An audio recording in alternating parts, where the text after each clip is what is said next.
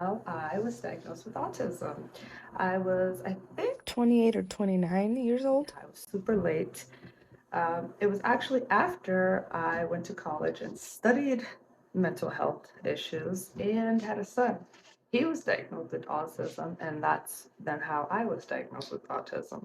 When my son was about 3 years old, we got the psych evaluation. As we're doing this test, I said, wow, I have a lot of these same symptoms as my son. Maybe I should get tested. And the therapist, no, not the therapist, it was a neurologist at this point, said it would take a long time to have to wait. I said, okay, well, then I will wait. While I was waiting, I just did my own. And I had studied it already, so I said, why not just evaluate myself? Lo and behold, everything came up like, yes, you have autism. It helped me with coping. I never did officially tell anybody I had autism. I feel like I might have been embarrassed, which is the PDA front of autism that I have, my fear of what I am doing wrong.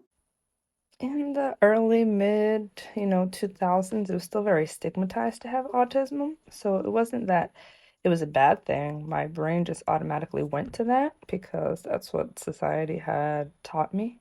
I don't think my mom even knew, but I believe, a high masker because I also have ADHD.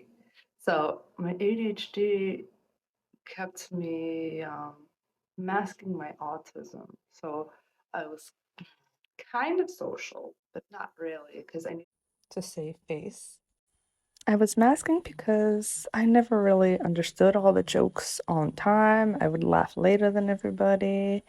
I had different quirks. When it came to being a teenager, it was the hardest, man. Teenagers are so sarcastic, and I can dish out some sarcasm, but when somebody's being sarcastic towards me, it was really difficult to understand that. And if they were good with their body language on top of that, I'd be so tricked. I was always so gullible. It was awful. I'm so glad that now I know. Just remember to be you, please. You're awesome.